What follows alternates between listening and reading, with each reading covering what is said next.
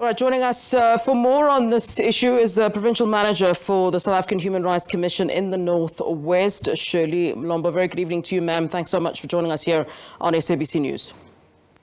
Thank you. Good evening to you and to our viewers. All right, you're to look at the shoddy workmanship, inferior building materials and unfinished projects pertaining to RDP houses in the Northwest. Talk to us about how this inquiry will be conducted. We understand that it's to take place over what's said to be 6 days. Is that sufficient, and how will you be conducting it in that 6 days framework that you've given yourselves? Okay. The inquiry commenced, or the investigation rather, commenced on the 5th of May, with site inspections on the 5th as well as on the 8th and 9th. And then we had a formal inquiry from the 10th to the 12th, where we invited various departments as well as municipalities to account for the state of RDP projects in the province. So the inquiry has already taken place, but there are some departments that we did not have an opportunity to hear from. So we will schedule a follow-up date where we can hear from the remaining departments as well as municipalities. I imagine that the most crucial of those departments would then be the Department of Human Settlements, and I would imagine that you'd need quite a bit of involvement from that department, and you'd require some information from them as you proceed with the inquiry. So far, and I imagine those kind of talks have begun with the department, what has come out of them? Have they been able to maybe shed some light on perhaps some of the challenges that they've encountered during this process of building RDP houses? What kind of communication are you receiving from that particular department? We have received written submissions from the department. And also we heard their oral evidence on Friday, the 12th of May. But as we've indicated, because of time, we couldn't get all the information we required from them. So we will be addressing follow-up correspondence to them to obtain the additional information.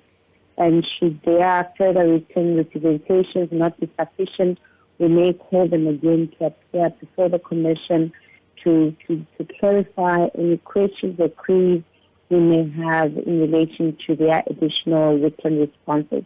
But we have received really evidence from them, and there is an acknowledgement from them that there is a serious challenge. And what they told us on Friday is that there's a commitment from their side to address this issue, and the NEC even indicated to us that they are planning to have resolved all unfinished projects by the end of the year. But we still are waiting to be properly addressed as the Human Rights Commission on how they intend to actually complete all the projects by the end of the year, noting that many of them actually have been left unfinished for many years, some in the early 90s from the evidence that we've heard. So we are still waiting for the department to tell us exactly what they will be doing to ensure that these houses are finished. Yeah. Shirley, I understand that, you received, a lot of complaints about, the state of, these RDP houses in the Northwest. And I would imagine that the complaining and the complaints have been happening for some time. What was the biggest red flag that caused the South African Human Rights Commission to kind of decide or to see that, they need to, you guys need to actually get involved? The initial complaints that we received were from individuals who said they were beneficiaries of RDP houses and that their individual houses were not completed. But then when we started receiving complaints from people who were complaining on behalf of whole communities, so that's when we realized that the issue is not isolated to just individuals, but it's an issue that affects a vast number of people and vast number of communities. So it is at that point that then we did a public call where we asked communities to provide us with information they have on incomplete RDP housing projects as well as inadequate houses, and then we received more information from members of the public through that process. Yeah.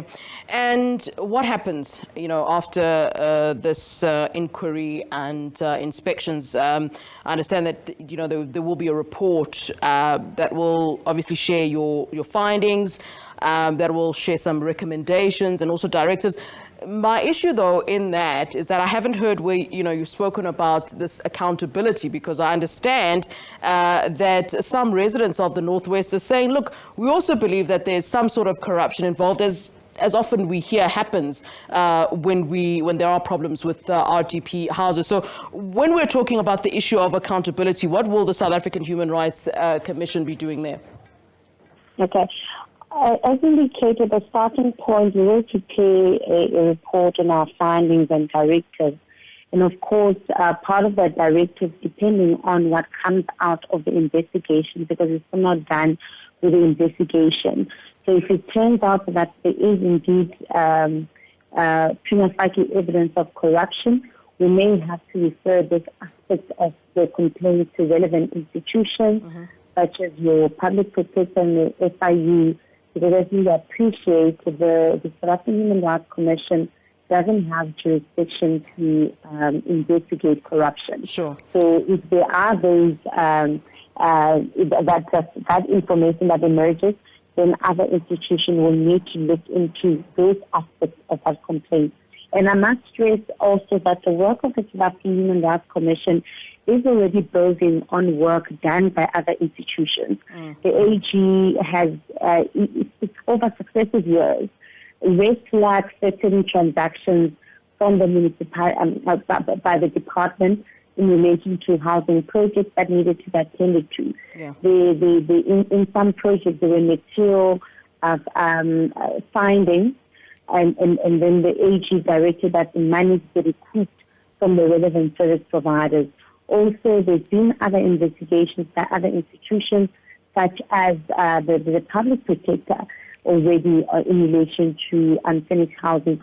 Also, the provincial legislature has been taking quite a keen interest in this matter, and they have flagged many projects that required the urgent attention of the department. So we are building on the work of other institutions, and of course, should our findings